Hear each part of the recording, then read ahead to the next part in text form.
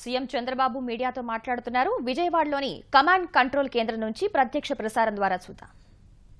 అది ఈరోజు ప్రారంభం చేసిన ఫౌండేషన్ ఈ సీజన్లో ఈ సమ్మర్లో సగం చేయాలి, నెక్స్ట్ సీజన్లో పూర్తి చేయాలి. 2 సీజన్స్లో డయాఫామ్ వాల్ పూర్తి చేయాలి. 1.5 మీటర్లు అంటే 1.5 కిలోమీటర్లు పొడవు ఉంటుంది. ఇది 1.5 మీటర్స్ డయాతో వెడల్పుతో 2 మీటర్ల నుంచి 120 మీటర్లు డెప్త్కి వెళ్లే పరిస్థితి వస్తుంది. కాబట్టి ఇది ఒక 40 స్టోరీడ్ బిల్డింగ్ మళ్ళా అండర్ గ్రౌండ్కి వెళ్తుంది. ఇది ప్లాస్టిక్ కాంక్రీటు. దీనివల్ల ఏదైనా ఒకసారి ఏదైనా సమస్యలు వస్తే కొంచెం బెండ్ కావాలన్నా ఈ కాంక్రీట్ కొంచెం ఫ్లెక్సిబిలిటీ ఉంటుంది. అలాంటి టెక్నాలజీ. అదే మాదిరిగా వాటర్ లీకేజ్ లేకుండా పర్ఫెక్ట్గా చేయడానికి ఉపయోగపడుతుంది. ఇంకో పక్కన గేట్స్ కూడా ఈరోజు ఫ్యాబ్రికేషన్ శ్రీకారం చుట్టాం. 48 గేట్లు, మొత్తం 16 మీటర్ల వెడల్పు, 20 మీటర్ల ఎత్తు, 18,000 మెట్రిక్ టన్నులు స్టీల్ అవుతుంది. ఇది ప్రపంచంలోని ఎత్తైన గేట్స్ ఇవి. అదే మాదిరిగా మీరు స్పిల్వే చూస్తే 50 లక్షల క్యూసెక్స్ ఆఫ్ వాటర్ డిశ్చార్జ్కి ఏర్పాటు చేస్తున్నాం. ఇది కూడా దేశంలోనే కాకుండా ప్రపంచంలోని ఇంత పెద్ద ఎత్తున ఫ్లడ్ వాటర్ డిశ్చార్జ్ చేసే మెకానిజం ఇదే ఫస్ట్ ఆఫ్ ఇట్స్ కైండ్. ఇలాంటివి చాలా యూనిక్ ఫీచర్స్ ఇందులో ఉన్నాయి. అలాంటి ప్రాజెక్టుకి ఇంతవరకు చేసినటువంటి మొన్న కాంక్రీట్ పండుగ అంత మునుపు చేసిన పనులు ఒక ఎత్తు అయితే, దాన్ని ఈరోజు శ్రీకారం మళ్ళీ ఫర్దర్గా తీసుకుపోవడం కోసం ఎన్ని చేశాం. ఇంకా 2-3 చిన్న చిన్న పనులు ఉన్నాయి. కాపర్ డ్యామ్ అవన్నీ పూర్తి చేస్తే ఈ ప్రాజెక్టు ఆటో పైలట్కి వస్తుంది, ఫుల్ స్వింగ్లో వెళుతుంది. అనుకున్న ప్రకారం పర్మిషన్ కూడా అన్నీ వచ్చాయి. ఇంకా ముందుకు పోతాం. దానికి ఈరోజు శ్రీకారం చుట్టాం. సరే, ఆ తర్వాత నేను ముస్లిం సోదరులకి, ఇమాములకి, మౌజుంలకి హానరోరియం ఇచ్చాం. అందుకొస్తే వాళ్ళతో మీటింగ్ పెట్టి ఇక్కడికి వచ్చాను. ఈరోజు కేంద్ర ప్రభుత్వం ప్రవేశపెట్టిన బడ్జెట్ ఒక న్యూ డైరెక్షన్ తీసుకోవడానికి ఉపయోగపడుతుంది. ఏదైతే మొట్టమొదటిసారిగా నేను ప్రధానమంత్రిని, అదే మాదిరిగా ఫైనాన్స్ మినిస్టర్ని మనస్ఫూర్తిగా అభినందిస్తున్నాను. రాజధాని నిర్మాణం ఒక స్ఫూర్తి. చాలా ఇబ్బందుల్లో ఉండి మనం రాజధాని కట్టుకుంటున్నాం. నేను ఒక పిలిపిచ్చాను రైతులకి, ల్యాండ్ పోలింగ్లో ముందుకు రండి, ఇద్దరికీ లాభం ఉంటుంది. మనం క్యాపిటల్ గెయిన్స్ కూడా ఎగ్జిబిషన్ కోసం నేను ప్రయత్నం చేస్తాను. ఆ రోజు హామీ ఇచ్చాను. ఈరోజు రైతులు ముందుకొచ్చి 35,000 ఎకరాలు నా మీద నమ్మకంతో, ఈ ప్రభుత్వం పైన నమ్మకంతో ల్యాండ్ అంతా కూడా ల్యాండ్ పోలింగ్ కింద ఇచ్చారు. చాలా రాజకీయ పార్టీలు రెచ్చగొట్టాయి, అడ్డుపడ్డారు, ఆందోళన చేశారు. కానీ రైతులు మాత్రం ఎక్కడ కూడా చెక్కు చెదరకుండా నా మీద ఉండే విశ్వాసం కానీ, అదే మరిగా రాబోయే రోజుల్లో వాళ్ళకు లాభం జరుగుతుందనే నమ్మకంతో వాళ్ళు ముందుకొచ్చారు. అది అయిన తర్వాత ఈరోజు చూస్తే క్యాపిటల్ గెయిన్స్ 2 ఇయర్స్ ఇచ్చారు. అంటే ఈరోజు ప్రజెంట్ రేట్స్ ప్రకారం అమ్ముకున్న ఒక 800-900 రఫ్గా ఒక 800-900 కోట్ల లాభం వచ్చే పరిస్థితి వస్తుంది. ఆ వాల్యుయేషన్ చూసుకుంటే ఎంత వచ్చినా 20% క్యాపిటల్ గెయిన్ ఎగ్జంప్షన్. ఇది 1 టైం వీళ్ళు అమ్ముకుంటూకి వస్తుంది. అదే రైతులు కోరుకున్నారు. ఇక్కడ అవన్నీ పూర్తి చేశాం. ఇది ఒక ఆశ వాళ్ళకు. వాళ్ళు ఏదైతే ఎక్స్పెక్ట్ చేశారో దాన్ని కూడా ఫుల్ఫిల్ చేయడం జరిగింది. దీన్ని క్యాపిటల్ గెయిన్స్ కూడా ఫస్ట్ టైం కంట్రీలో మనకి ఇచ్చారు. ఇంతకుముందు ఎక్కడ ఇచ్చారని నాకు తెలియదు, కానీ ఇది మన ఏరియాలో అయితే ఫస్ట్ టైం అనుకుంటున్నాను. అలాంటిది ఇచ్చిన దానికి అరుణ్ జైట్లీని, ప్రధానమంత్రిని మనస్ఫూర్తిగా అభినందిస్తున్నాను. ఇంకొక పక్కన ఇంకొక పక్కన చూస్తే బడ్జెట్లో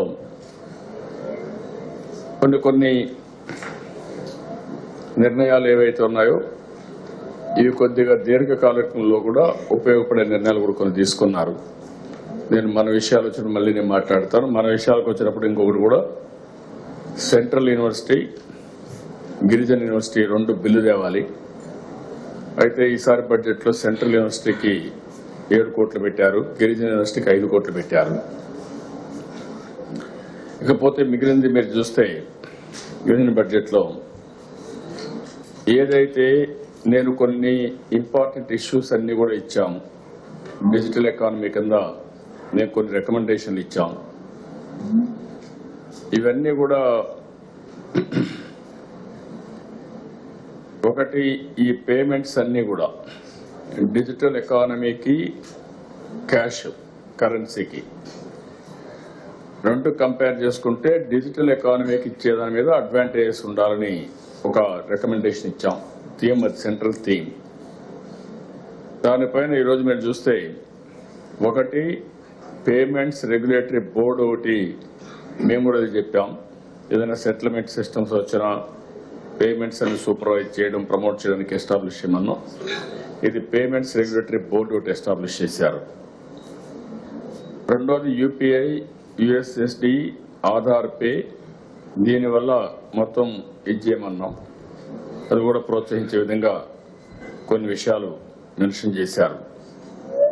ఇంకొక పక్కన గవర్నమెంట్ పేమెంట్స్ అన్ని డిజిటల్ లెవెల్లో డిజిటల్గా చేయడం కోసం కూడా చేయమన్నాం. అది కూడా పెట్టారు అండర్ కన్సిడరేషన్ అని. పాస్ మెషిన్స్ అయితే 20 లక్షల పాస్ మెషిన్స్ కోసం రికమెండ్ చేశారు. ఇంకొక పక్క up to 2 crores turn over ఉంటే 8% ట్యాక్స్ నుంచి 6% తగ్గించారు. ఇది కూడా దానికి దీనికి డిఫరెన్స్ లో 8% మామూలుగా అయితే ఈ డిజిటల్ పోతే 6% పెట్టారు. 3 లక్షల పైన అయితే సర్టన్ ఎగ్జామిషన్స్ తప్ప రిస్ట్రిక్షన్స్ పెట్టారు. ఇవన్నీ కూడా ఆ డైరెక్షన్ లో కొంతవరకు వచ్చాయి. ఇంకా కాస్ట్ కూడా తగ్గించాల్సిన, ఇవన్నీ ఎట్లా పనిచేస్తే చూస్తే అల్టిమేట్ గా డిజిటల్ కరెన్సీ యొక్క కాస్ట్ ఫిజికల్ కరెన్సీ కంటే తక్కువగా ఉండాలి. అప్పుడే ఇన్సెంటివ్ ఉంటుంది, అప్పుడే అందరూ కూడా మైగ్రేట్ అవుతారు. దీనివల్ల చాలా లాభాలు వస్తాయని సెంట్రల్ గవర్నమెంట్ గుర్తించారు. This is a very good thing. దీన్ని చేయాల్సిన అవసరం ఉంది. ఇంకొక పక్కన మీరు చూస్తే కొన్ని ప్రోగ్రామ్స్ ని మీరు సెంట్రల్ గవర్నమెంట్ ఈరోజు చూస్తే పెద్ద ఎత్తున కొన్ని ప్రోగ్రామ్స్ కూడా తీసుకున్నారు. ఆ ప్రోగ్రామ్స్ చూసినప్పుడు ఒకటి ట్యాక్స్ అడ్మినిస్ట్రేషన్ లో కొన్ని రిఫార్మ్స్ తేవడం, ఫిస్కల్ మేనేజ్మెంట్ లో కొన్ని రిఫార్మ్స్ తేవడం, ఇంకొక పక్కన ఇన్ఫ్రాస్ట్రక్చర్ కి ఎక్కువ ప్రాధాన్యత ఇచ్చారు. మొత్తం రైల్వే బడ్జెట్ అయితే 1,31,000 పెట్టడం, ఇంకా మిగిలినటువంటిది రోడ్ ఇన్ఫ్రాస్ట్రక్చర్ కానీ, రైల్ ఇన్ఫ్రాస్ట్రక్చర్ కానీ, ఇవన్నీ కూడా టెలికాం ఇన్ఫ్రాస్ట్రక్చర్ కానీ వీటికి ఎక్కువ ప్రాధాన్యత ఇచ్చారు. అదే మరిగా పూర్ అండ్ అండర్ ప్రివిలైజ్డ్ మహిళల పట్ల, ఇంకొక పక్క యువతకు కూడా ప్రోత్సాహం ఇవ్వడానికి కొన్ని నిర్ణయాలు తీసుకున్నారు. వల్నరబుల్ సెక్షన్స్ ఏవైతే ఉన్నాయో ఎస్సీ, ఎస్టీ, బీసీ, మైనారిటీ, దీన్ని కూడా కొంత ప్రాధాన్యత ఇచ్చారు. సీనియర్ సిటిజన్స్ కూడా ప్రోత్సహించారు. ఎంఎస్ఎంఈలు కూడా కొంత ప్రాధాన్యత ఇచ్చారు. రైతులది కూడా 5 సంవత్సరాల్లో డబుల్ ది ఇన్కమ్ అని చెప్పే విధంగా ఒక ప్రణాళిక తయారు చేశామని చెప్పి ఇచ్చారు. క్రెడిట్ 10 అంటే 10 లక్షల కోట్లు క్రెడిట్ కోసం, సాయిల్ హెల్త్ కార్డ్స్ కానీ, నబార్డ్ ది కార్పస్ 40,000 కోట్లు పెంచారు. దాని మీద ఇంకా బారో చేస్తే ఆ డబ్బులు ఖర్చు పెట్టి ఎక్కువ ఇరిగేషన్ పోయే అవకాశం ఉంటుంది. మనకు నబార్డ్ ఫైనాన్సింగ్ కాబట్టి పోలవరం ప్రాజెక్టు కూడా ఎక్కువ డబ్బులు మొబిలైజ్ చేసి తొందరగా ఖర్చు, అంటే దీన్ని ఇంప్లిమెంట్ చేసినప్పుడు కంప్లీట్ చేయడానికి అవకాశం వస్తుంది. డైరీ ఇలాంటివి కూడా కొంత ఇచ్చారు. మైక్రో ఇరిగేషన్ కూడా ప్రాధాన్యత ఇచ్చారు. ఇంకో పక్క నరేగా డబ్బులు పెంచారు. 38,000 నుంచి 38,500 నుంచి 48,000 crores పెట్టారు. Is a good thing. దీనిపైన కన్వర్జెన్స్ లో ఎక్కువ వాటర్ కన్జర్వేషన్ కి, వాటర్ ఇన్ఫ్రాస్ట్రక్చర్ కి పోయేందుకు అవకాశం ఉంటుంది. విలేజ్ లో ఎంప్లాయ్మెంటే కాకుండా అసెట్స్ క్రియేట్ చేయగలిగితే పెద్ద ఎత్తున ఉపయోగపడుతుంది. దానికి కూడా పంచాయతీరాజ్ డిపార్ట్మెంట్స్ కానీ ఇది చేసుకుంటే గ్రామీణ ప్రాంతాల్లో పెద్ద ఎత్తున అభివృద్ధి కార్యక్రమాలు చేయడానికి అవకాశం వస్తుంది. ఇంకో పక్క హౌసింగ్ ఇన్ఫ్రాస్ట్రక్చర్ కి, హౌసింగ్ కూడా ఇండస్ట్రియల్ ఇన్ఫ్రాస్ట్రక్చర్ స్టేటస్ ఇచ్చారు. 1 కోటి ఇళ్లు కడతామని, అదే మరి మిగిలినటన్ని కూడా పెద్ద ఎత్తున దీనికి ప్రాధాన్యత ఇచ్చారు. దీన్ని కూడా వెల్కమ్ చేయాల్సిన అవసరం ఉంది. ఇంకా ఎక్కువ వర్కౌట్ చేయాల్సిన అవసరం ఉంది. ఈరోజు రాజకీయ పార్టీల్లో కూడా ప్రక్షాళన కూడా జరగాలి. అదే సమయంలో ఒక క్లారిటీ కూడా రావాల్సిన అవసరం ఉంది. ఎందుకంటే ప్రపంచం మొత్తం ప్రజాస్వామ్యంలో రాజకీయ పార్టీలు ఉంటాయి. ఉన్నప్పుడు ఎక్స్పెండిచరు ఖర్చు పెడతా ఉంటారు. ఖర్చు పెట్టినప్పుడు కొంత మెంబర్షిప్ తో వచ్చేటి మాలాంటి పార్టీలు కొన్ని మెంబర్షిప్ కూడా కలెక్ట్ చేస్తాం. మిగిలిన పార్టీలన్నీ కూడా ఈ చందాలు లేకుంటే డొనేషన్స్ పైన ఎక్కువ ఆధారపడతా ఉంటారు. దాంట్లో కూడా పెద్ద ఎత్తున ఇప్పుడు డిమానిటైజేషన్ వచ్చిన తర్వాత ప్యారల్ ఎకానమీ, బ్లాక్ మనీ చాలా వరకు కంట్రోల్ అయ్యే అవకాశం ఉంటుంది. అన్ని కూడా ట్రాకింగ్ అయిపోతుంది. ఇంకా 1000 రూపాయలు 500 రూపాయలు పోయిన తర్వాత ఈ 2000 రూపాయలు కూడా మినిమైజ్ చేయగలిగితే దానివల్ల చాలా వరకు ఎకానమీలో ట్రాన్స్పరెన్సీ వస్తుంది. ఎవరి పార్టీకి వాళ్ళు విచ్చలవిడితనం పోతుంది. ఎలక్షన్లో ఓట్లు కొనే పరిస్థితి పోతుంది. అఫీషియల్ కరప్షన్ కానీ, పొలిటికల్ కరప్షన్ కానీ, సమాజంలో విచ్చలవిడితనం కానీ ఇవన్నీ పూర్తిగా తగ్గే అవకాశాలు వస్తాయి.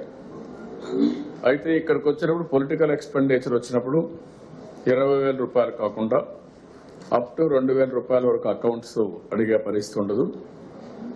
అయితే మిగిలింది కార్పొరేట్ సెక్టర్ నుంచి ఎవరైనా డబ్బులు ఇవ్వాలంటే చెక్కుల ద్వారా డిజిటల్ గా తీసుకునే అవకాశాలు ఉన్నాయని ఇచ్చారు. అవన్నీ కూడా వర్కౌట్ చేయాలి. మొడాలిటీస్ అన్ని చూసి అవసరమైతే ఎంతవరకు ఫీజిబిలిటీ ఉంటుంది, ఈ ఫండ్స్ అన్ని కూడా మొబిలైజ్ చేయడంలో మీరు ఒకసారి చూస్తే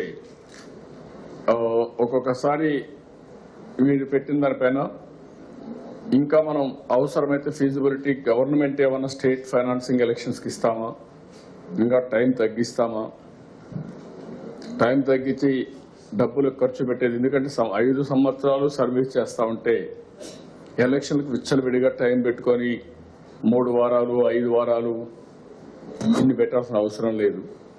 ప్రజల్లో ఉండే వాళ్ళకి ఎలక్షన్స్ షార్ట్ టైంలో కూడా కంప్లీట్ చేసే అవకాశం వస్తుంది. కొత్త ఆ టైం మినిమం టైంలో ఎవరు ఐడియాలజీ వాళ్ళు చెప్తా ఉంటారు, చెప్పేసి ఇచ్చేయాల్సిన అవసరం ఉంది. అదే మరి అవసరమైతే వర్దీ క్యాండిడేట్స్ అందరికి కాదు, మళ్ళీ నాన్ సీరియస్ క్యాండిడేట్స్ కూడా డబ్బులు ఇస్తే వీళ్ళంతా ఆ డబ్బులు పెట్టుకొని ఇష్ట ప్రకారం దానికోసం వచ్చే అవకాశాలు కూడా వస్తాయి. అట్లా కాకుండా సర్టన్ నామ్స్ ఏమన్నా డిబేట్ జరగాలి, ఇంకా జరిగేది కూడా చేస్తే బాగానే ఉంటుంది.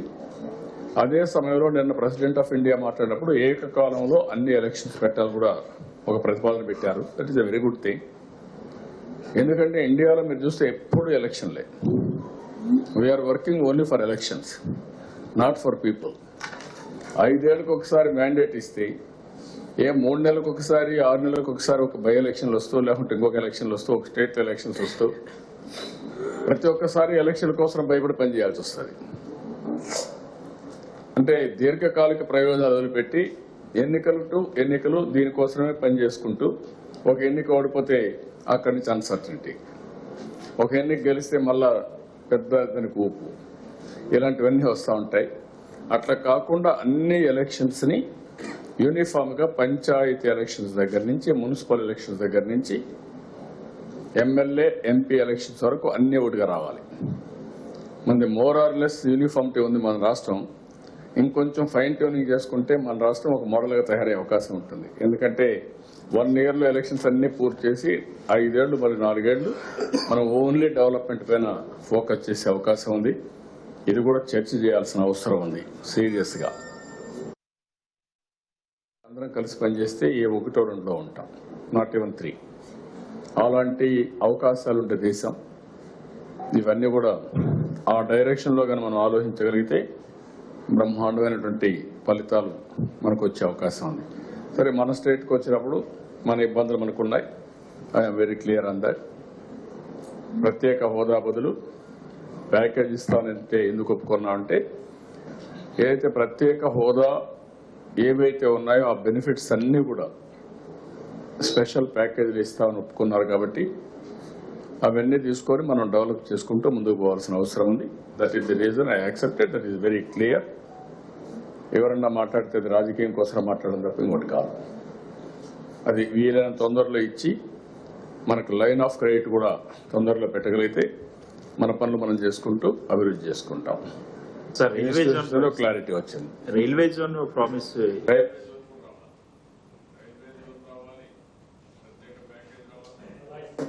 రైల్వే జోన్ రావాలి, ప్రత్యేక ప్యాకేజ్ రావాలి.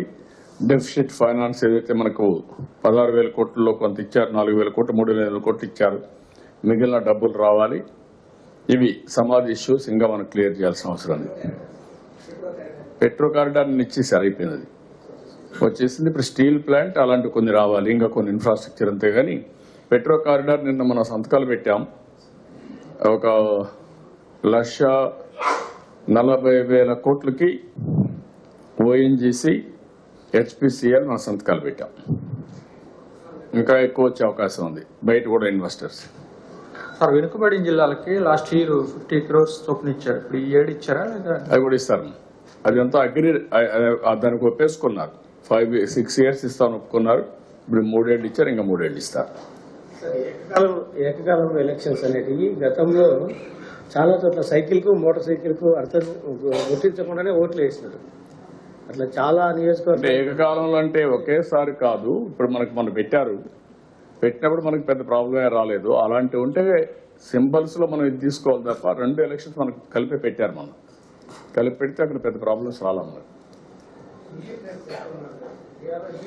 ఉన్నారు మన దగ్గర పెద్ద సమస్య రాలే కదా. నేను కూడా మనకు పెట్టింది 2 కలిపి పెట్టారు కదా.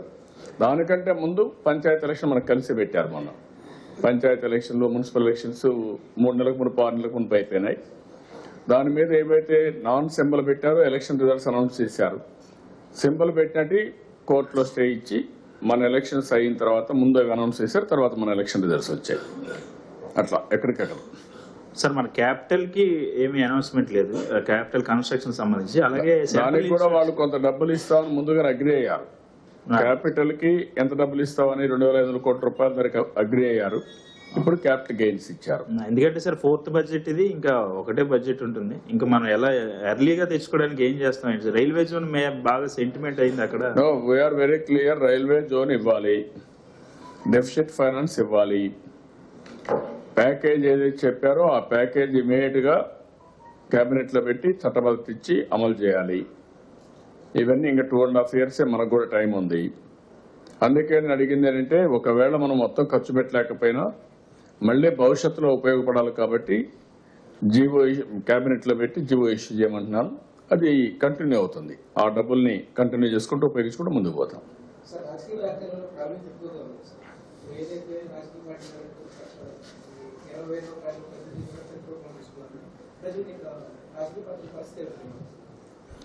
అంటే అన్ని కూడా ఆల్ పొలిటికల్ పార్టీస్ రిఫార్మ్ చేసుకోవాలా. కొన్ని దిక్కుల్లో మీరు చూస్తే కొన్ని పార్టీలు ఫండ్స్ కోసమే పార్టీలు ఉన్నాయి. దానివల్ల అన్హెల్తీ కాంపిటీషన్ వస్తూ ఉంది. ఇది నాట్ కరెక్ట్. సర్వీస్ చేయడానికి, పాలసీలు చేయడానికి రాజకీయ పార్టీలు ఉండాలి తప్ప ప్రతి ఒక్కరూ కొంతమంది రాజకీయ పార్టీలు కానీ రాజకీయ నాయకులు కానీ ఆ హోదాను అడ్డం పెట్టుకుని, వాళ్ళ కుటుంబంలో హోదాను కూడా అడ్డం పెట్టుకొని విపరీతంగా దోచేసుకున్నారు. అదే మన రాష్ట్రంలో కూడా జరిగింది. దానివల్ల అల్టిమేట్గా ఏమైంది, రాష్ట్రం యొక్క భవిష్యత్తు బ్రాండ్ మొత్తం పోయింది. Government of India state specific ఎక్కడా పెట్టడం లేదు. వాళ్ళు సెక్టర్ స్పెసిఫిక్ వెళ్తున్నారు. ఆ సెక్టర్ స్పెసిఫిక్ పెట్టిన తర్వాత ఏ స్టేట్కు ఎంత రావాలి, మన ఇప్పుడు ఉదాహరణకు 42% ఫైనాన్స్ కమిషన్ లో డివిజిబుల్ పూల్ వచ్చింది, మనకి ఎంత రావాలని వచ్చేస్తుంది. మిగిలిన 58% లో వాళ్ళకి వచ్చే డబ్బుల్లో వాళ్ళు ఈ ప్రోగ్రామ్స్ అన్ని పెట్టారు. దానికి కూడా ఇప్పుడు 60-40 కొన్నిటి పెట్టారు. 90-10 నరేగాకు ఉంది. నరేగాలో వచ్చే డబ్బులు 90% ఇస్తారు, 10% మాత్రం మనం పెట్టుకోవాలి. అదే మరిగా నరేగాలో వచ్చే డబ్బులు 60% లేబర్, 40% మెటీరియల్ కాంపోనెంట్. ఇవన్నీ క్లారిటీ ఉంటాయి. సో దట్ మనం కూడా ప్రణాళికలు తయారు చేసుకుని మనం ముందుకు పోయే పరిస్థితి వస్తుంది. ట్రైబల్ యూనివర్సిటీ విజయనగరంలో పెట్టాలని, సెంట్రల్ యూనివర్సిటీ అనంతపురంలో పెట్టాలని వాళ్ళు బైఫర్కేషన్ అప్పుడు చెప్పిన అన్ని కూడా ఇచ్చారు, కానీ ఈ రెండు ఇవ్వలేదు. ఆ రెండు ఇప్పుడు కంప్లీట్ చేశారు. బడ్జెట్లో పెట్టారు. ఇప్పుడు బిల్ పాస్ కావాలి, బిల్లు కానీ యాక్ట్ గా నుంచి ఇయర్ స్టార్ట్ చేయాలి. రావాలి, తొందరలో ఇవ్వాలి. వచ్చిన తర్వాత మనం ఎంత ఉపయోగించుకోవాలి ఆ డబ్బులన్నీ. ఆ డబ్బులన్నీ 5 years లో వచ్చే బెనిఫిట్స్ మనకు ప్యాకేజ్ రూపంలో ఇస్తా అన్నారు కాబట్టి ఇచ్చిన తర్వాత ఒక 5-6 ఏళ్ళు పడుతుంది కదా, మనం ఖర్చు పెట్టుకోవాలి కదా.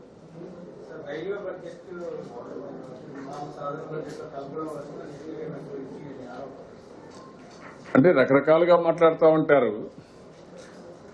ఊరికే ఇంతవరకు పబ్లిసిటీ కోసమే పనిచేసాడు ఈ బడ్జెట్లు. Not for development, not for improvement. కనీసం ఇప్పుడు ఆశిద్దాం డెవలప్మెంట్కు ఉపయోగపడుతుందని. పీపీపీ మోడల్ పెట్టారు. ఇప్పుడు ఉదాహరణకు రైల్వే అన్నింటికంటే సేఫ్టీ కానీ కాస్ట్ ఎఫెక్టివ్నెస్ కానీ రైల్వే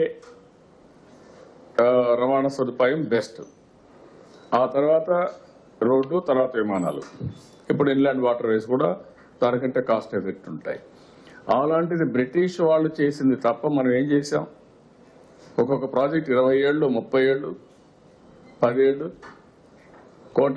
కోటిపల్లి టు ఇది నర్సాపూర్ ఎన్నేళ్ళు అయింది? బాలయోగి బతికినప్పటి నుంచి కొట్లాడుతూనే ఉన్నాం, ఇంతవరకు కూడా కాదు. ఇప్పుడు Visakhapatnam to Chennai third lane రావడానికి అవన్నీ కూడా ఎస్టిమేట్స్ రూపేణ ఉన్నాయి. కాబట్టి this is not correct. We have to go in a big way. దీన్ని పోవాలని డబ్బులు మొబిలైజ్ చేయాలి. దానివల్ల ఆ డిపార్ట్మెంట్ ఆదాయం వస్తుంది. రెండోది బెటర్ సర్వీస్ ప్రజలకు ఇచ్చే అవకాశం వస్తుంది. ఇంతవరకు స్లోగన్స్తో పోతున్నాం. మేము అది చేస్తాం, ఇది చేస్తామని ప్రజల్ని మభ్యపెట్టడం, ప్రజల్ని రెచ్చగొట్టడం, పాపులిస్ట్ అనే పేరుతో ప్రజల్ని మోసం చేస్తూ వస్తున్నాం. అది కూడా చేయలే కదా. అందుకనే వెల్త్ క్రియేషన్ జరిగినప్పుడే వెల్త్ డిస్ట్రిబ్యూషన్ జరుగుతుంది. ఈ రెండు బ్యాలెన్స్ చేసుకొని ఎక్కడికి గడిపోతే తప్ప ఇంకోటి వీలు కాదు.